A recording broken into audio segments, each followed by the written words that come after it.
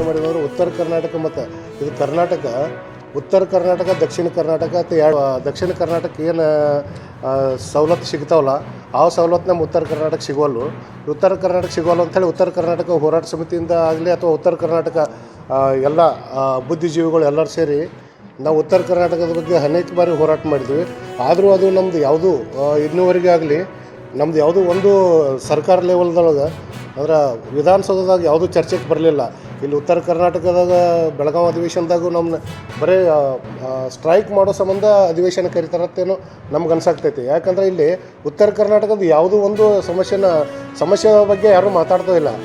ಹೀಗಾಗಿ ನಾವೇನು ಮಾಡಿದ್ವಿ, ನಾವು ಬರೀ ಬರೋದು ಒಂದು ಅರ್ಜಿ ಕೊಡೋದು ಅಥವಾ ಒಂದು ಅರ್ಜಿ ಕೊಡೋದು ಹೋಗೋದು ಮಾಡೋದ್ರಿಂದ ನಮ್ಮ ಉತ್ತರ ಕರ್ನಾಟಕದ್ದು ಏನೂ ಸಮಸ್ಯೆಗಳು ಪರಿಹಾರ ಆಗ್ತಾಯಿಲ್ಲ.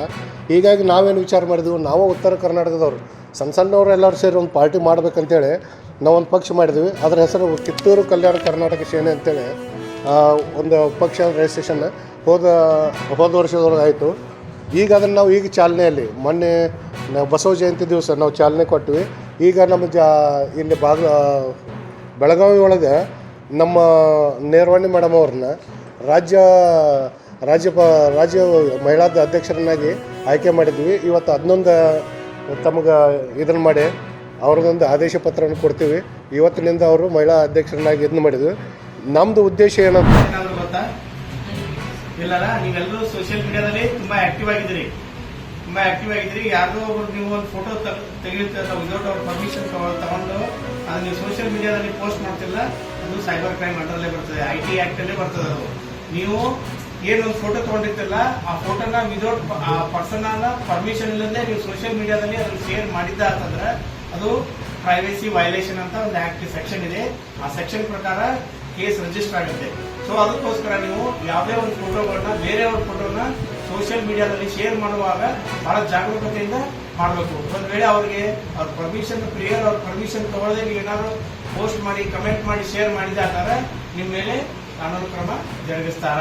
ಸೊ ಅದಕ್ಕೋಸ್ಕರ ಬೇರೆಯವರು ನೀವೇನೋ ಒಂದು ಹುಡುಗಾಟಿಕೆಗೆ ಅಥವಾ ಇನ್ಯಾವುದೋ ಒಂದು ಉದ್ದೇಶಕ್ಕಾಗಿ ನೀವು ಫೋಟೋ ತಗೊಂಡ್ರು ಅದನ್ನ ಸೋಷಿಯಲ್ ಮೀಡಿಯಾದಲ್ಲಿ ಯಾವುದೇ ಕಾರಣಕ್ಕೆ ಅಪ್ಲೋಡ್ ಮಾಡಕ್ ಹೋಗಬೇಡಿ.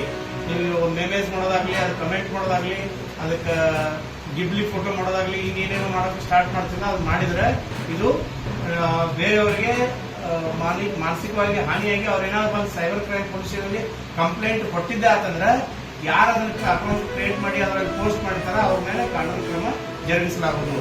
ಸೊ ಅದಕ್ಕೋಸ್ಕರ ನೀವು ಸೋಷಿಯಲ್ ಮೀಡಿಯಾನ ಬಳಸುವಾಗ ಬಹಳ ಜಾಗರೂಕತೆಯಿಂದ ಇರಬೇಕು. ಇವತ್ತಿನ ಮೊದಲನೇ ಸೆಷನ್ ಸ್ಟಾರ್ಟ್ ಮಾಡೋದಕ್ಕಿಂತ ಮುಂಚೆ